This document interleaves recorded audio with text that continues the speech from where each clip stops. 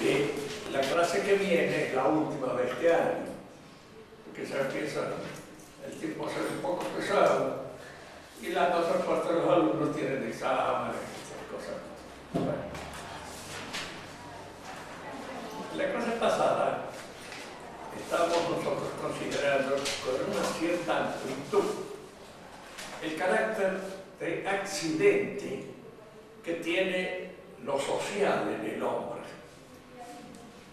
Este carácter accidental conviene examinarlo con un cierto detenimiento, porque en materia así de sociedad política, existen indudablemente muchísimos errores. Algunos de ellos dependen en gran parte de una mala filosofía que se ha tenido y en gran parte de la influencia que tiene en la actualidad en el pensamiento de la gente, eso que llamamos la ideología. En primer lugar, conviene decir algo acerca de esto, que es la ideología. La ideología, en la actualidad, la gente piensa y culpa a uno de tener su ideología. Usted tiene ideología católica, usted tiene... La iglesia no es una ideología, en primer lugar. Conviene hacer notar eso. ¿Y qué es la ideología? En alguna oportunidad lo hemos dicho. Se trata de un aparato conceptual formado con elementos que se toman de la ciencia, que se toma de la filosofía, que se toma aún de la religión misma, y con eso se construye un aparato explicativo del universo que tiene una modalidad de característica propia, que es constructivo. Entendamos bien esto que queremos decir. Nosotros nos encontramos frente a una realidad y el católico frente a esa realidad, así como parece, la encuentra como algo que es producto de la inteligencia y de la voluntad divina. No es el producto de su inteligencia ni de su voluntad, sino de la inteligencia y la voluntad divina. Es fundamental señalar esto, porque en la época moderna se empieza a perder de vista esta idea de que el mundo haya sido creado por Dios. Y se empieza a tener la noción de que el centro constructivo de toda la realidad es el hombre mismo. Entonces es el hombre el que su manera de concebir las cosas crea el orden de las cosas. En una palabra, el orden inteligible que el hombre antiguo y el cristiano creía percibir como el resultado de una obra inteligente de Dios, el hombre moderno empieza a concebirlo como un resultado propio de su inteligencia. Es la inteligencia la que constituye el orden inteligible de la realidad. Esto indudablemente nos lleva a pensar, entre otras cosas, de que el universo en su constitución fundamental, está dependiendo de la inteligencia humana. Es entonces un universo antropológico, cuya legalidad se funda en la manera de concebir, de pensar, propia del hombre. Ya no depende teocéntricamente de Dios, no es más un mundo teonómico, sino que es un mundo antropológico. La ley que lo constituye depende del hombre. Cuando esta manera de pensar se traslada al orden social, aquella actividad fundamental que realiza el hombre al asociarse con los otros hombres, se empieza a pensar de que puede haber un hombre, un orden constituido por el hombre que responda a las exigencias mejores de esa naturaleza tal como nosotros la concebimos. Piensen ustedes acá en esto, que es un poco más difícil a veces de entender. Se crea y se inventa un hombre. Se lo crea con todos los artificios de una creación jurídica, con artificios jurídicos. Ese hombre es el sujeto de eso que se llaman los derechos del hombre. Fíjese que esto de los derechos del hombre es característico del pensamiento ideológico de nuestra época, porque los derechos del hombre así en abstracto, en general, no existen. Es lo que diría un buen lógico en la época en que todavía la lógica tenía consecuencias sobre la forma de pensar de la gente, de que este hombre abstracto, sujeto de esos derechos, no tiene realidad.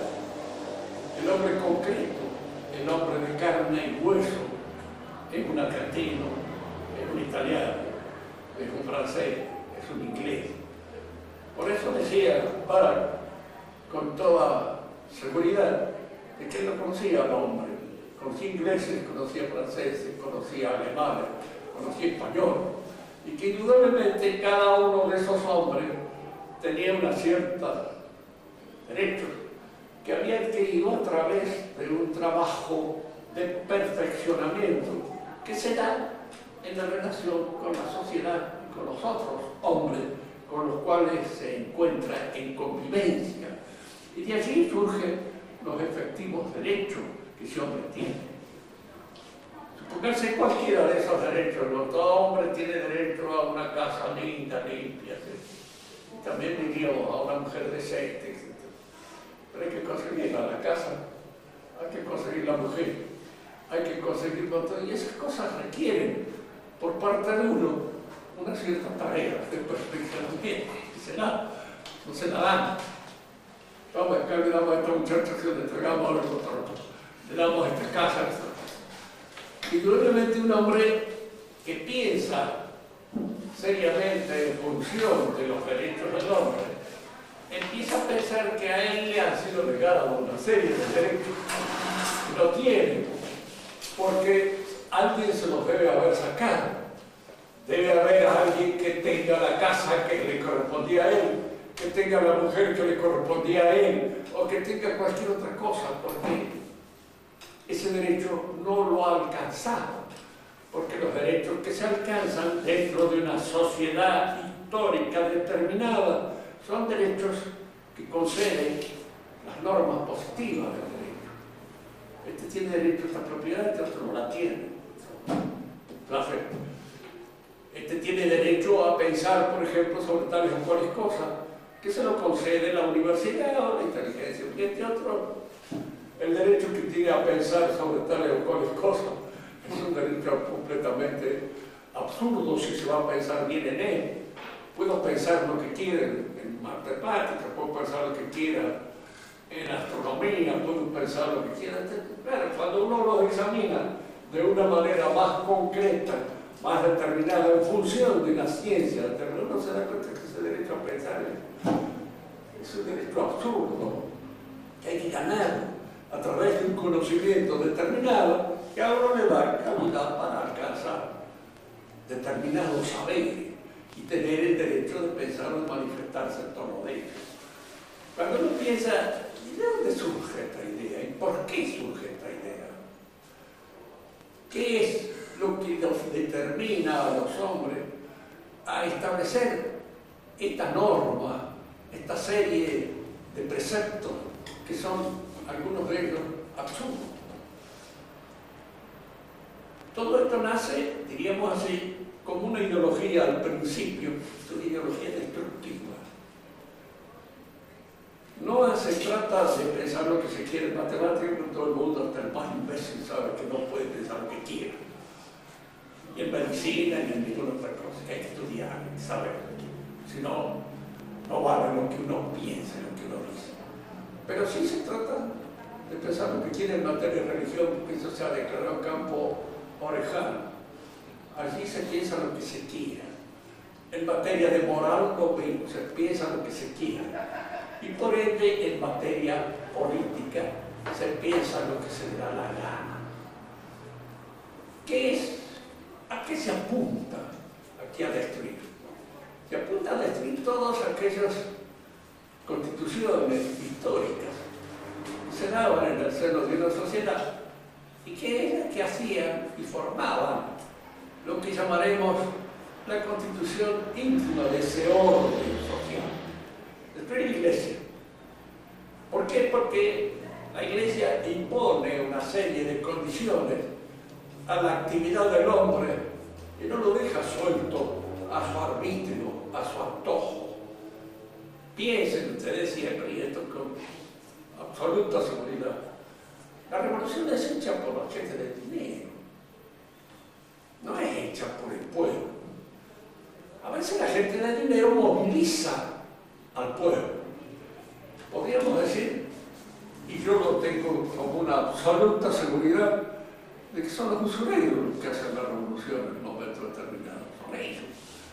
Nosotros ahora lo vemos de una manera tan clara, tan tangible, tan evidente, que esto nos resulta un descubrimiento. Eso está acá a la vista, permanece. Pero cuando nosotros vamos al origen mismo de la revolución, aparece el hombre de dinero, el financiero, el usurero, como el elemento revolucionario más conspicuo y más completo y cabal. La pregunta que nosotros viene es esto, porque mucha gente que ha hecho una contrarrevolución siempre ha considerado que los usureros, no, eso no hay que tocarlo, porque son gente de orden. Y no es así. El general Franco era uno de los convencidos de que la gente de orden era, de alguna manera, los hombres que tenían plata. Y fue precisamente a raíz de eso donde puso muchas de las cosas de España entre la gente de orden, en esos que tenían plata y que acabaron por destruir toda la obra contrarrevolucionaria que él había hecho. En el principio es el usurero, y el usurero tiene en vista ciertos elementos de la sociedad que lo contradicen. En primer lugar, la Iglesia. Y tanto que podríamos decir en toda revolución, el objetivo fundamental de la revolución, aquello que la revolución se propone destruir, es el cristianismo. Fundamentalmente, a través de la organización misma de la Iglesia y posteriormente en el alma de cada uno de los fieles. Es posible a veces que los usureros tienten a los miembros de la Iglesia para llegar a un cierto acuerdo. Será. Podríamos decir nosotros que la Iglesia, a partir del siglo pasado, ha sido cómplice de todo este elemento. No un cómplice absolutamente, diríamos así, dado a la revolución, pero sí entrar en compromiso para salvar ciertas cositas, ciertos aspectos que podrían aparentemente salvarse.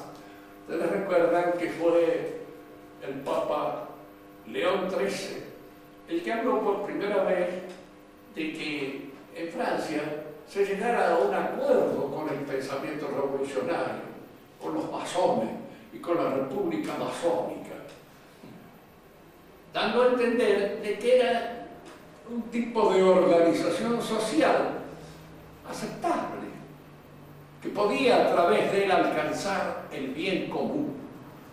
Indudablemente él abrió las compuertas, incluso usó el término democracia de una manera muy especial, muy particular, pero que solo le entendía él, los demás entendían la palabra, ¿no? Democracia, estamos de acuerdo con la democracia, porque en Francia los católicos, los verdaderos católicos, eran monárquicos. Y los demócratas cristianos, que eran los que habían aparecido allí por primera vez, ya no lo eran. Con León XIII se abre esa puerta tremenda, diríamos así, de adhesión a la democracia masónica. Ustedes piensen que los masones quieren destruir la Iglesia.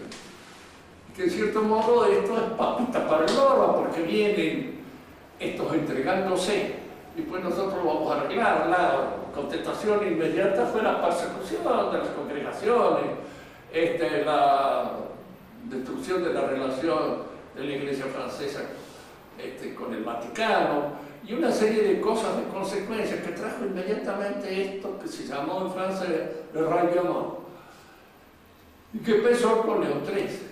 Se paró en la época de Pío X, porque Pío X es un papa extraordinario que es resto de la historia, es como ningún otro. En él no se dio sin ningún compromiso. Castigó, diríamos así, que están en él, en la mayor parte de las encíclicas, la condenación clara y explícita de muchas cosas que después Vaticano II las ha aceptado como si fueran parte constitutiva de la enseñanza misma de la Iglesia. A veces no hay más que leerlo a él y aplicarle y decirle todo esto que han dicho estos últimos papas condenados de antemano, con anterioridad y desde la época de él. Bien.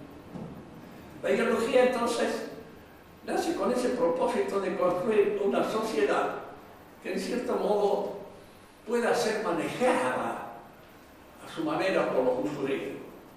La pregunta es que a nosotros nos dicen cómo la manejamos. Los usureros calculan, con justa razón, que el soborno es dueño de todo el universo, que no hay nadie que no sea sobornable en alguna medida y de algún modo, de manera que ellos confían en el soborno y se da, diríamos así, la fuerza gobernante de la sociedad. Se funda la oligarquía plebiscitaria, es decir, los juntavotos. Los juntavotos son siempre sobornables porque necesitan para juntar votos plata. Sin plata no se juntan votos.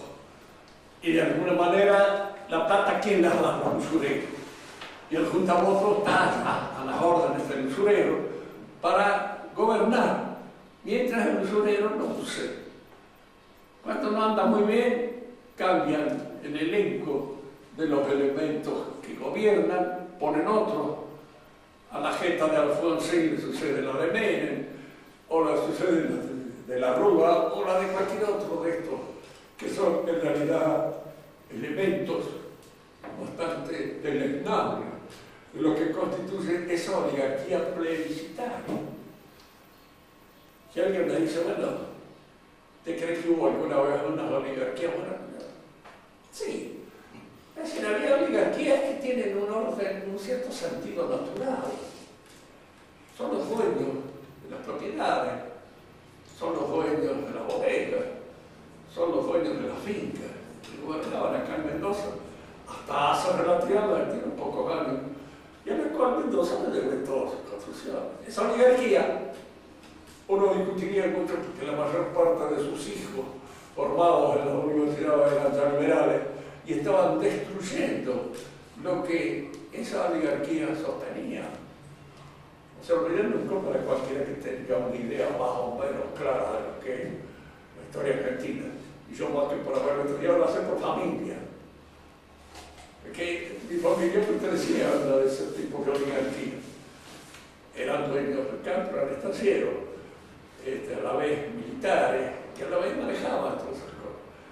Los hijos fueron criados en la democracia más absoluta, fueron liberales. Y ya empezaron a creer en el liberalismo y todo eso. Y al mismo tiempo que liberales, fueron perdiendo el contacto con todas esas cosas.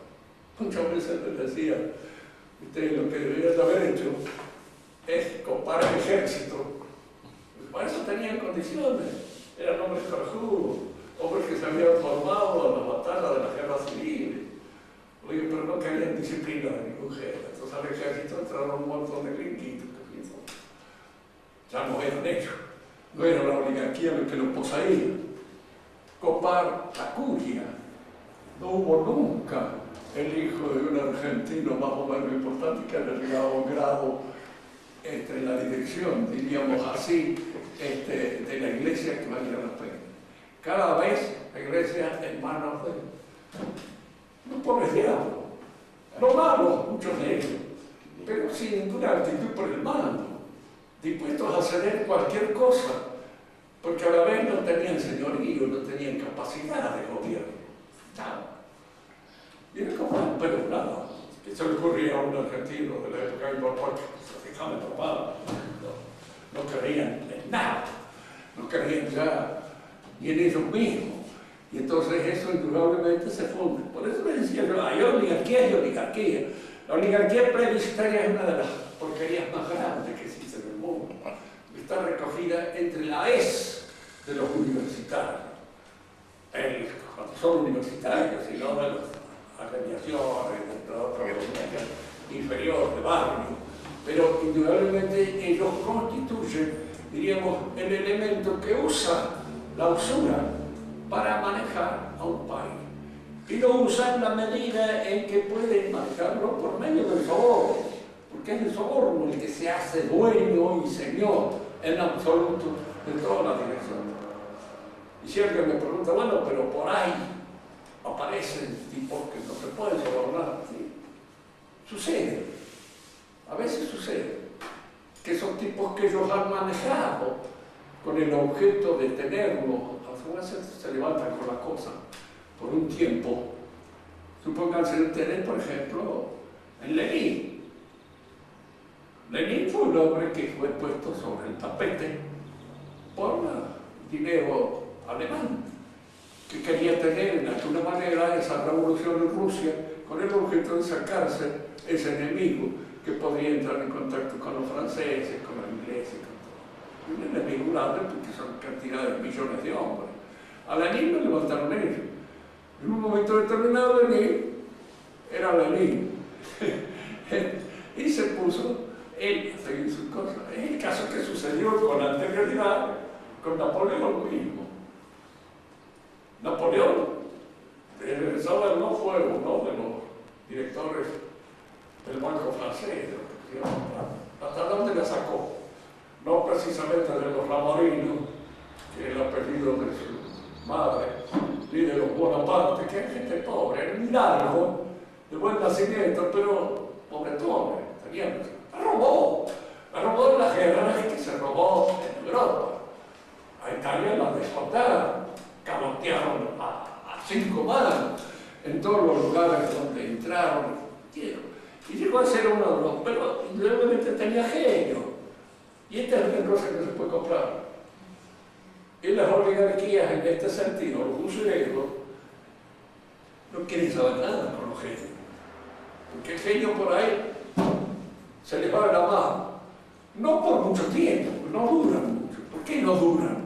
Porque el mismo gobierno que ellos plantean y hacen es defectuoso desde el comienzo. Y entonces no puede durar mucho tiempo. Lenin se volvió loco. El último discurso que dijo, empezó a reírse, tuvieron que bajarlo de la tribuna, llevarlo a un sanatorio, porque no podían contener la risa. Se reía de todas las pavadas que le había dicho y de alguna manera de las cosas que había engañado a la gente, diciendo, pero fue una risa de loco, satánica, tremenda, como salió de ahí. Stalin fue un hombre que hizo carrera, primero en la policía zarista, porque era de la policía, miembro de la policía zarista, por eso pudo engañar a tanta gente, dudar, y toda la gente se admiraba de cómo podía escaparse de la cárcel con tanta facilidad. Claro, era miembro de la policía y era al mismo tiempo un agente provocador dentro de los movimientos revolucionarios que había. Pero también tenía genio, cuando llegó el momento no lo podían sacar del lugar donde estaba. Y hizo sus cosas. Después luego los guerreros siempre manejaron. Ustedes piensan en la guerra mundial última, Rusia hubiera ido a parar al canasto de basura si los norteamericanos no lo sostienen. Fueron a ellos los que lo sostuvieron económicamente y lo sostuvieron ¿por qué? Porque preferían el comunismo al fascismo. Lo preferían porque el fascismo era más enemigo de ellos, estaba más en contra de la usura, estaba más en contra de la influencia determinante del capitalismo. Lo ponía en cierto modo en vereda, sujetado. No sé por qué. Sí. siempre he sentido cierta simpatía por los fascistas, más que nada por los italianos y por los españoles, pero no por los nazis porque no lo entiendo. Los alemanes me exceden. Hay ciertas cosas en ellos que yo no las logro tener. No le da la raza. Yo soy contra mestizo de 10.000 razas que han ido formando de manera tal que no me considero de ninguna manera que pertenezca a una raza determinada, mucho menos. Policocéfalo más o menos. Rubio más bien menos que más. Pero todas esas cosas así, diríamos así, propias de esta superioridad aria, no he logrado entenderla nunca. Y además, dentro de este movimiento, era al contrario, la Iglesia, porque la Iglesia al principio no apoyó, no es tan evidente de que no hubo apoyo a los nazis, sí lo hubo. Lo hubo de parte incluso del que reaccionó contra los nazis después, que fue Pío XI. Pío XI después escribió la famosa Mit Prädenten Sorge, con sumo cuidado, con el cual condenó un poco el nazismo. Pero en un principio, eso se lo veía. La política de los papas ha sido a veces una política muy confusa. Y da la impresión así de que sea un hombre un poco ingenuo, que se encuentran de buenas a primeras metidos en estos berenjenales, en donde todos estos tiburones de primer orden son los que manejan las cosas y los exceden. Creen que a lo mejor con esto, como dando tal, puede llegar. Con los comunistas tuvo la Iglesia, mucho. Y no les digo a partir del Vaticano II, porque ya casi era la política completa, entrega al comunismo. Y no les digo nada de católicos corrientes, comunes, porque estuvieron con el comunismo hasta siempre. El único momento que lo dejaron fue cuando los comunistas se aliaron con los nazis. Eso los desconcertó. Oye, ¿cómo diablos podía hacer esto? No lo entendía. Que era una cosa que es un pensamiento puramente ideológico. ¿Cómo estos ideólogos aquí se unen con estos otros? Son todo lo contrario. Son todo lo contrario a veces, en ciertas cosas, en otras cuando están de acuerdo, en las que las cosas que se pueden obtener no son tan contrarias como al principio parece. Decimos entonces que este gobierno de la usura es un gobierno que se realiza a través de esta especie de oligarquía plebiscitaria, que es una falsa oligarquía. Cuando hoy a nosotros nos dicen en la Argentina no hay clases dirigentes. Claro, clases dirigentes son estos. Y estos tienen, sí, una cierta dirigencia gracias al apoyo de los votos. De cuánto imbécil anda dando vueltas por ahí que tiene votos como cualquier otro. Y apoyan. Entonces, bien. Una cosa que quería también que pensáramos en esto. La causa eficiente del orden social, político, es el hombre. Indudablemente el hombre lo hace. No movido por un instinto social. Eso ya lo habíamos señalado en la clase anterior. No existe en el hombre un instinto social que llevara a la formación de un orden social fijo, perenne, determinado y siempre igual, como es el hormiguero, como es el enjambre, como es cualquier otra asociación animal que está movilizada, que está influida, realizada por un intento fijo, perenne. El hombre realiza el orden social para un perfeccionamiento de su inteligencia, de su voluntad, porque la sociedad viene como una necesaria, fíjese, por eso es un accidente propio, porque es un accidente que se funda en la naturaleza humana, porque la razón humana es dialógica, crece en contacto con los demás, en contacto con las autoridades, con los que saben, con los que enseñan y con los que en alguna manera van conduciendo al hombre al perfeccionamiento de su inteligencia. De manera que el orden social está medido por ese perfeccionamiento de la inteligencia y de la voluntad. Es un orden espiritual. Esto es fundamental tenerlo en cuenta. porque no nos asociamos pura y exclusivamente para comer. A veces podríamos asociarnos para comer cuando nos hacemos una asociación de ladrones, por ejemplo. Se asocian para robarles autos, bueno, está bien. Es una forma de sobrevivir.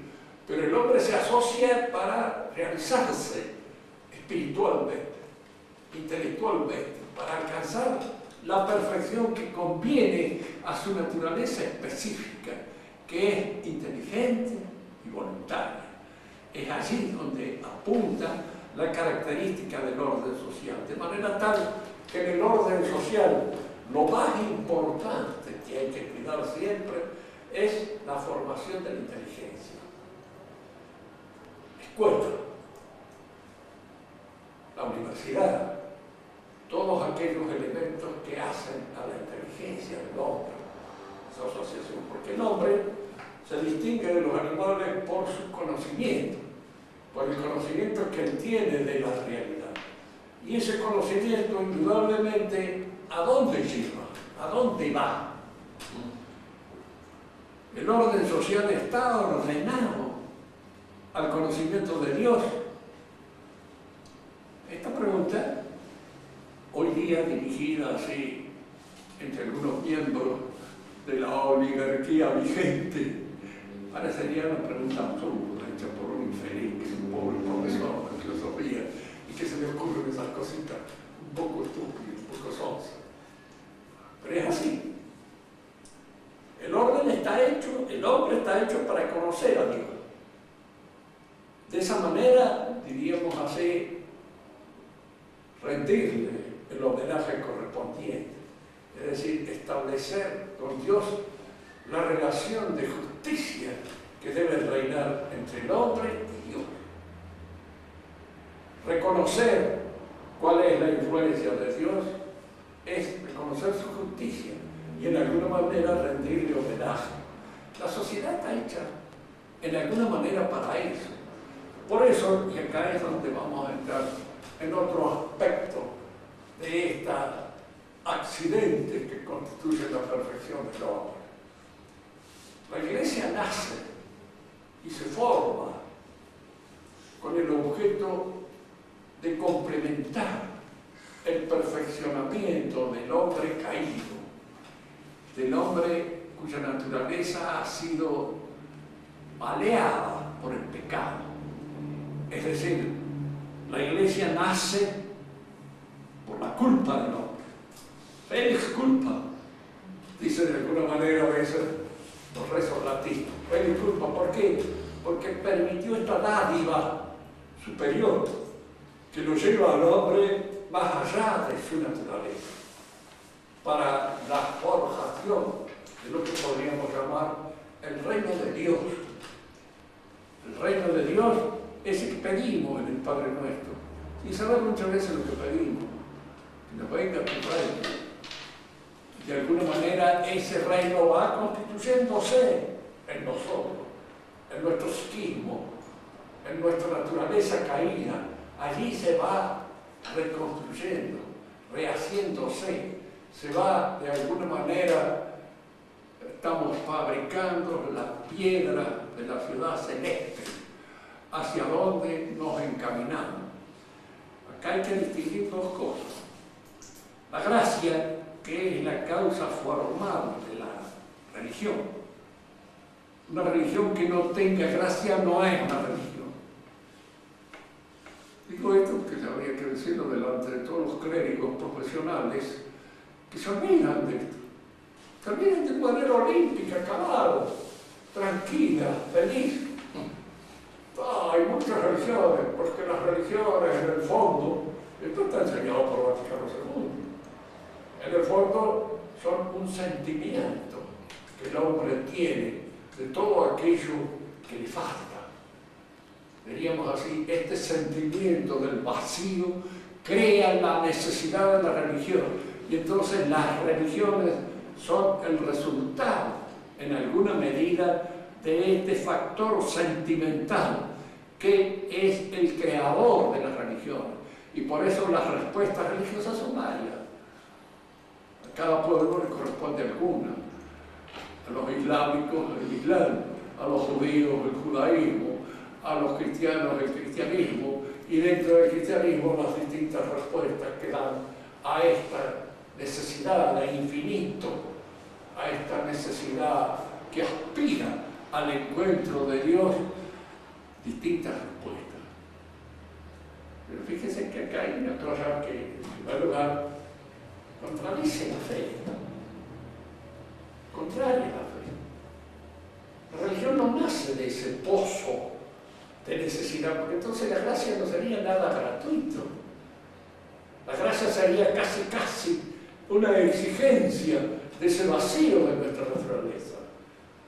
Fíjense que estas cosas que le gusta mucho en la teología moderna, muchas cosas, en Rahner, disfrazada, como siempre hacen, ustedes lo perdonarán. Yo soy amigo de muchos sacerdotes, buscarles a algunos, he querido otros muchos, pero en general el sacerdote tiene una deformación profesional, como las tenemos todos, que tenemos profesión. Y la deformación profesional es su ambigüedad, la forma civilina con que dicen las cosas, para no chocar nada, para no enfrentar las cosas con rudeza, para no decir eso que el Evangelio aconseja. Sí, no. Que eso me gustaba mucho en Sánchez Abelén, porque él decía sí, no. Yo sí decía unas más palabras bien gruesas, pero que de alguna manera ponían las cosas en su verdadero sentido. Porque era así. Yo cuando me encontré con él, digo, bueno, acá es un tipo de mi familia, cierto sacerdote, y con el cual podemos hablar porque vamos a encontrar. Pero los demás, todos civilinos, ¿cierto? Me acuerdo que una vez conocí a Monseñor Denisi y me causó una impresión tan mala que nunca más lo volví a ver, porque era por antonomasia el eclesiástico, ambiguo, lleno de palabras antropológicas, de oscuridades, de no decir las cosas como deben decirse y ir directamente a la raíz de las cosas. Fíjese que esto es lo que decimos, indudablemente la religión surge del interior humano,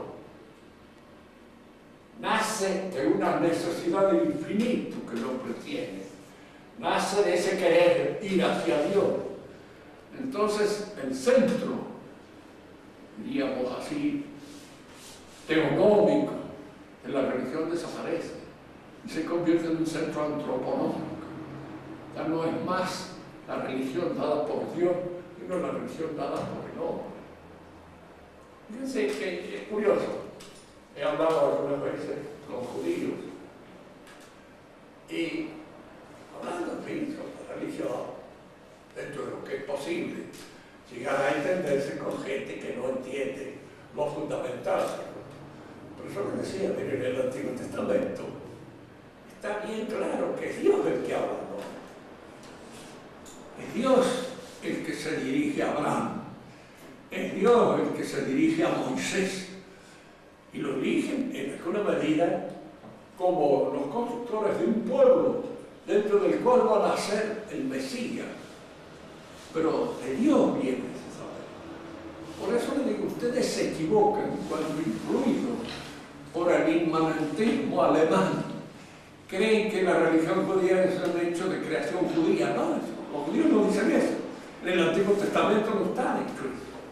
En el Antiguo Testamento está claramente determinado que la religión judaica viene de Dios en sus principios, que después no reconocen al Mesías. Bueno, eso es otra cosa. Las razones en alguna oportunidad las hemos explicado acá, el carácter de pueblo o nacional con que el judío se siente el intérprete de esa religión y no entiende cómo ahora esa religión se funda sobre hombres individuales, personales, convocados a constituir la iglesia y no tienen en cuenta al pueblo de Dios. No lo tienen en cuenta como pueblo. Y por eso es el pueblo organizado con sus gobernantes lo que se opone fundamentalmente a Cristo. Y el que le dice no, este no puede ser el Mesías porque no nos reconoce como el pueblo elegido. Y si no nos reconoce como pueblo elegido y pretende fundamentar una asamblea, un pueblo, con hombres elegidos por él personalmente, es un falso Mesías. No puede ser el Mesías, tú se lo desconoces. Pero en el mundo moderno, como está esa idea de que la religión surge de una necesidad inmanente del hombre, surge de un sentimiento, de una aspiración hacia Dios.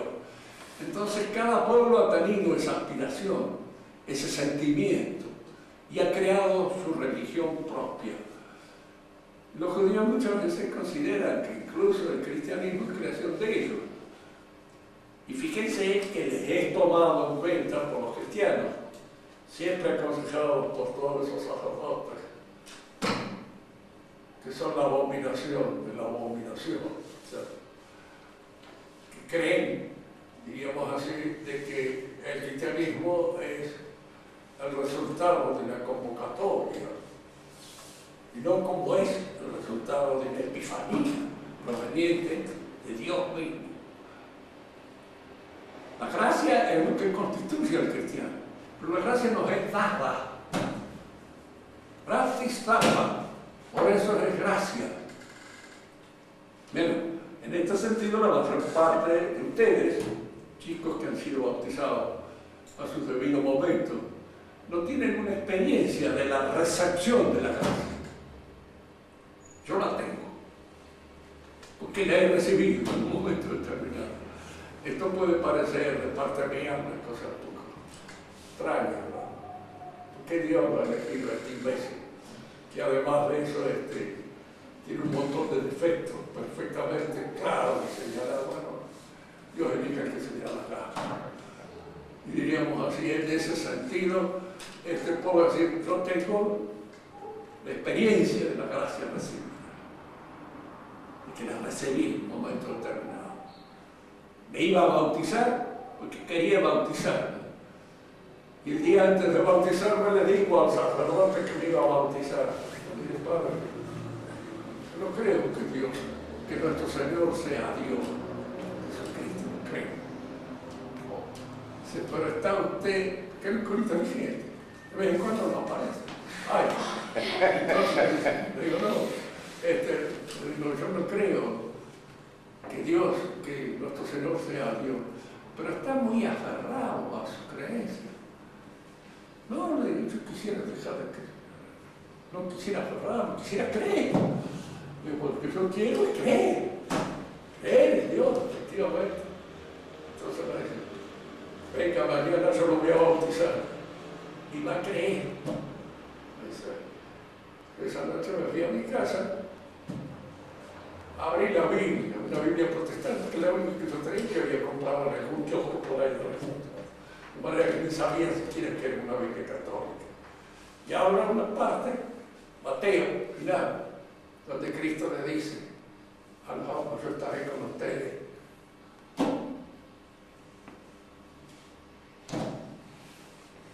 Como si me lo hubiera dicho. Así, en ese momento, tuve la visión de que me lo dijo. No oí palabras, nada, no he tenido nunca alucinaciones, no me desbarró jamás, no he tenido absolutamente ninguna tara en ese sentido, pero me pareció que me lo decía, espiritualmente. Y fui al otro día, y nunca más tuve dudas fundamentales. Puedo tener ignorancias grandes a veces con respecto a ciertos misterios de la fe que no logro entender a veces muy bien, pero es lógico que los tenga, porque a fin de cuentas los misterios son misterios. Y cuando uno dice que esto es misterioso, quiere decir que no se entiende del todo bien. La gracia entonces crea en nosotros otra naturaleza, y al crear otra naturaleza, una sobrenaturaleza, nosotros empezamos a convertirnos ya desde aquí en los miembros de la ciudad celeste, en la cual alcanzaremos aquella perfección a la que estamos destinados por gracia. Gracias, porque Dios quiere que estemos destinados por gracia, no a la que estamos destinados por naturaleza. Y mientras tanto seguimos viviendo en la ciudad terrena, con todos los inconvenientes que la sociedad o la ciudad terrena tiene, inconvenientes de toda índole, inconvenientes incluso a veces, diríamos así, en la Constitución, como explicaba muy bien Platón, a veces nuestra naturaleza caída se hace sentir más en su caída en la sociedad, y la sociedad nos corrompe. Es decir, nuestra naturaleza es social, de manera que la corrupción siempre está en nuestra naturaleza, pero esos males que en la sociedad se dan, diríamos, influyen de una manera mucho más defectuosa sobre nosotros. Por eso conviene siempre luchar por el orden dentro de la vida social, porque el desorden en la vida social trae como consecuencia el mal ciudadano, el mal sujeto de la vida social, el hombre imperfecto. Platón hablaba del tirano, hablaba del oligarca, hablaba del anarquista, hablaba de los distintos, diríamos así, defectos que se producen como consecuencia de una defectuosa ordenamiento social. Por eso hay que luchar también en la política, diríamos así, para que esos defectos no nos aplasten, por lo menos no influyan en la mayor parte de esas instituciones que deben mantenerse al margen del defecto, como es la Iglesia. La sociedad influye sobre la Iglesia. O sea, no creo que influya. Y cuando la Iglesia quiere, de alguna manera, salir al encuentro del mundo y sale al encuentro de todas esas deformaciones, como es el liberalismo, como es el democratismo, como son todas esas cosas falsas. Alguien me preguntará, pero usted no es democrático, entonces usted no es bueno, usted no... Sí, entiendo todo lo que usted me dice. Yo soy un hombre de condición bastante modesta en todo lo que estudiamos, pero reconozco que el democratismo es un error profundo. Primero porque es una mentira, no existe. Y hacer una mentira, ¿a quién favorece la mentira? Al mentiroso. ¿Y a quién perjudica fundamentalmente al sonsaje que cree en el mentiroso y que de alguna manera se deja llevar por él a donde lo quieran llevar? Cuando la Iglesia abre sus compuertas, abre el diálogo con el error y se abre al error, se intenta el error. El miedo, fundamentalmente, mío que tengo ahora, es que la democracia entre la Iglesia. No puede ser. Uno dirá, pero la Iglesia de Dios nos ha prometido. No es un misterio de la Escritura que yo no comprendo. Puede haber prometido cualquier cosa, pero en este momento nosotros podemos decir, no hay magisterio cristiano. No hay. ¿Dónde está el magisterio? Muy bien.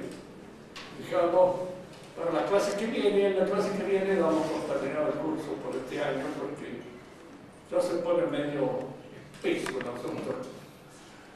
Calor.